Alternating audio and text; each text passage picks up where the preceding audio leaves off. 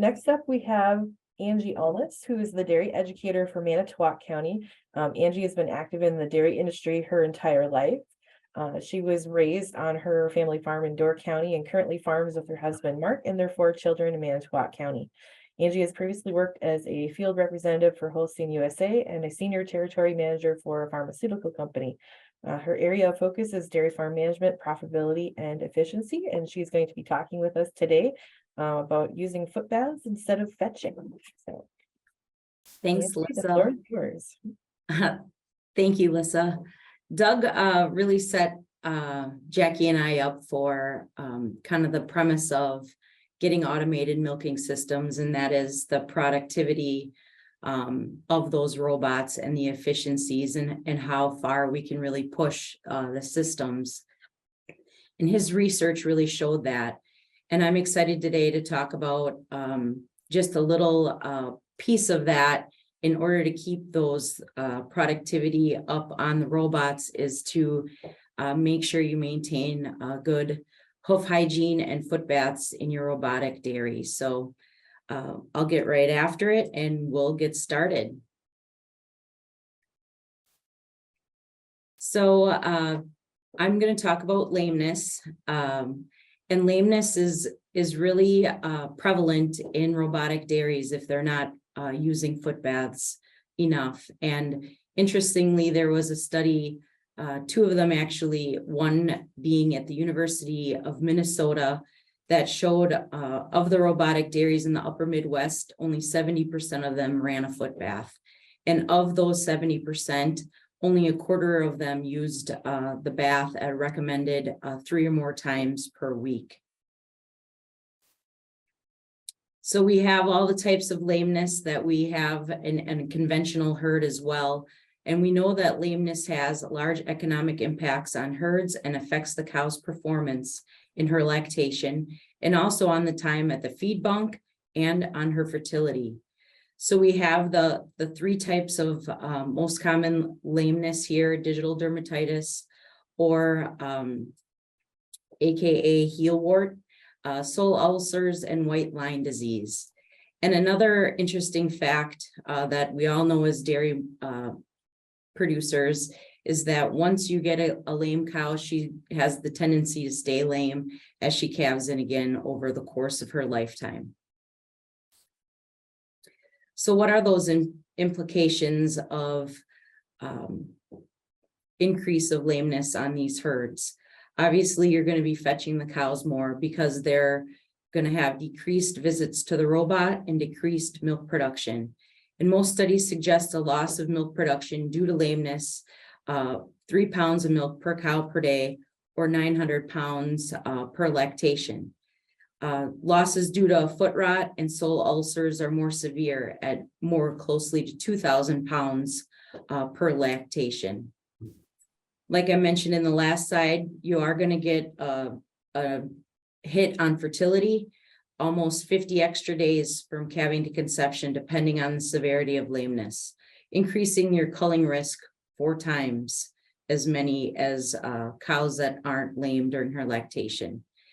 Obviously, with fetching, the increased man hours that you're going to have in the robot barns are going to increase because of that need to handle the cows, and your cost as much as $500 per case. And that's with trimming, blocks, loss of production, etc. So what's the answer? Obviously, this talk is about foot baths. So we want to have the foot baths be a minimum of 10 feet long. So each cow steps in the bath twice with each hoof.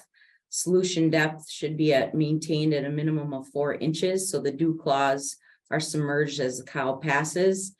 And those solutions can be topped off to maintain that depth of 4 inches.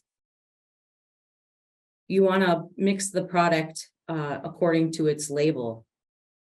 I want to touch a little bit on that top picture from the UW School of Vet Medicine. The way that a foot bath is designed is it has 3-foot high walls, and there's one side that would be hinged and able to drop down as a precautionary, acknowledging that sometimes cows going through the foot bath may slip. and then you're able to get that cow out of there. Doug talked about udder hygiene. This is a simple way that you can look at hygiene scoring in your robotic dairies. Sometimes they have a tendency to have slotted floors or dirtier legs in those cases, and replacing or changing the foot bath solution is dependent on that hoof and leg hygiene of the cows. So solution should be changed just like in conventional herds. 150 to 350 cows passes through the foot bath. And sometimes if you have cleaner legs, obviously you could have less changes and you would have to change it more based on the solution if you have dirtier legs. So I just wanted to touch a little bit on the types of foot baths. I get calls in at my office here. What can I use other than copper sulfate?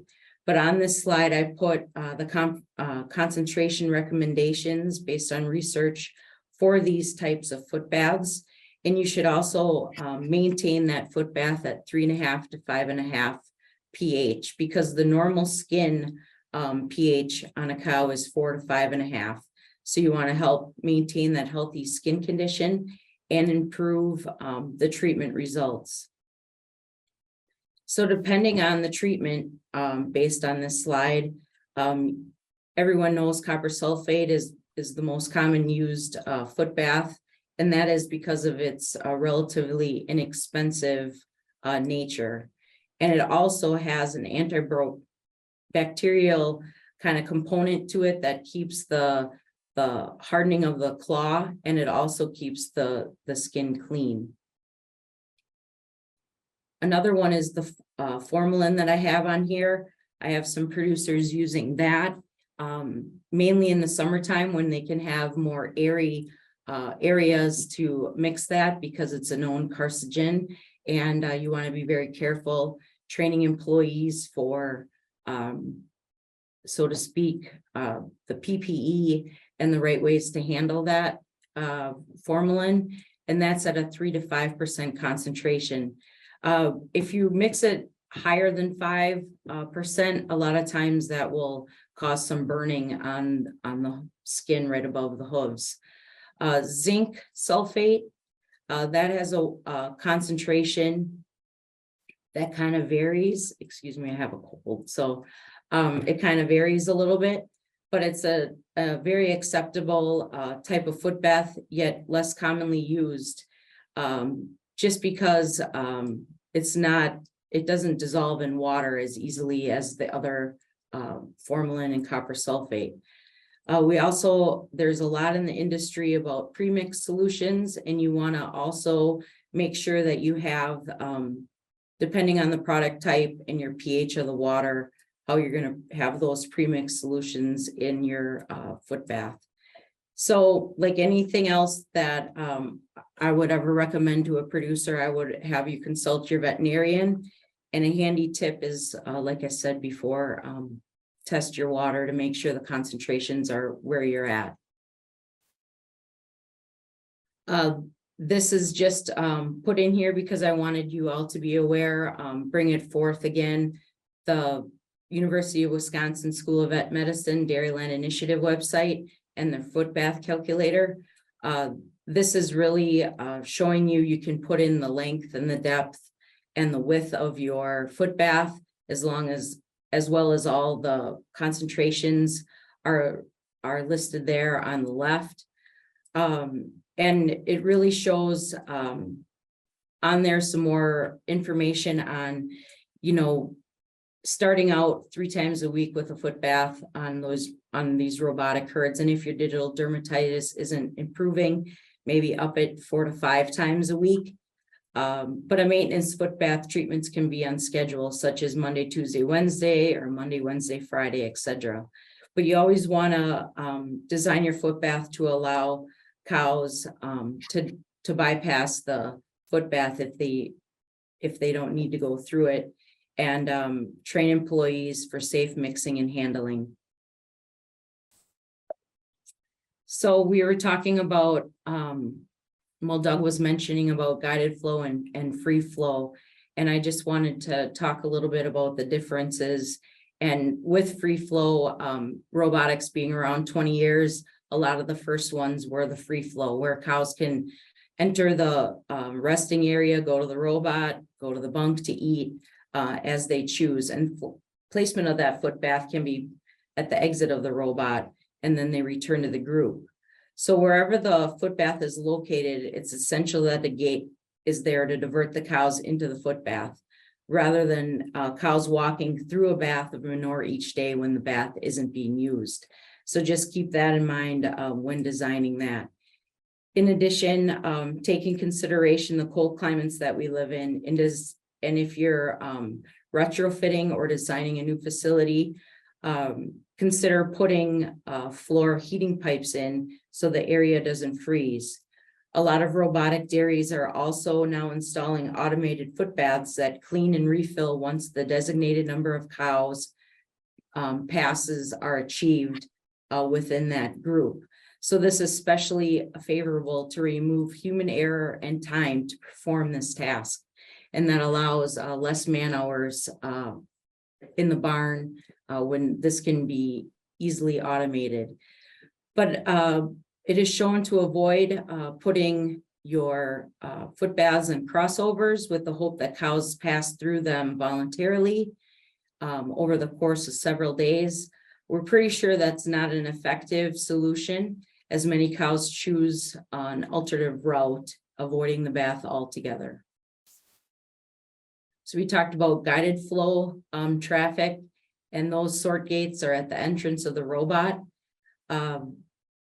This gives a lot of managers a lot of capabilities. Doug touched on that, on deciding how often that permission should be given for those cows to get milked.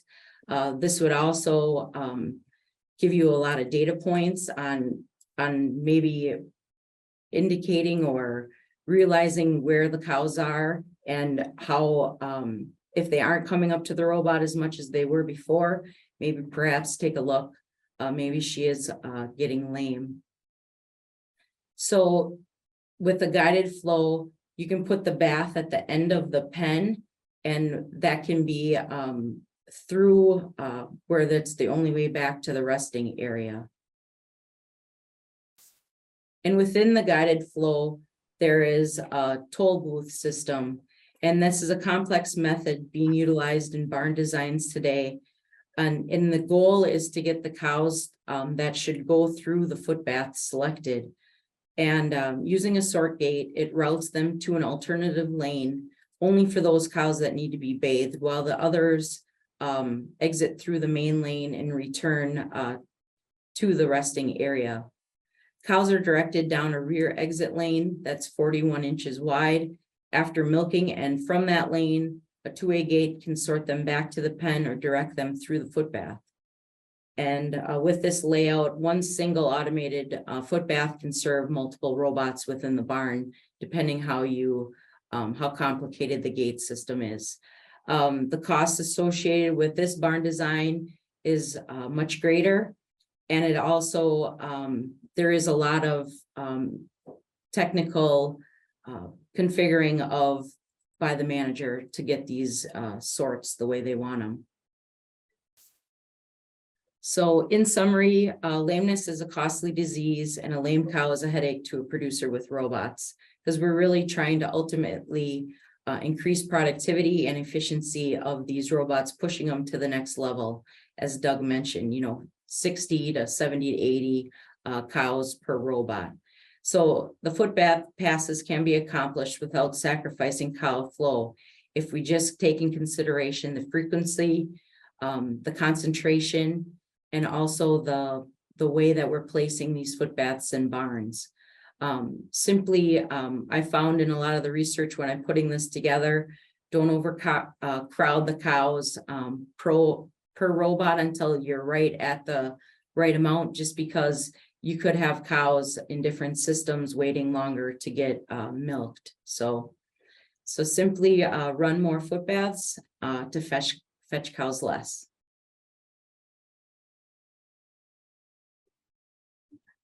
Thank you, Angie. I think you might have done so much of a fantastic job that we don't have any questions in the chat just yet. So I think you explained everything pretty well.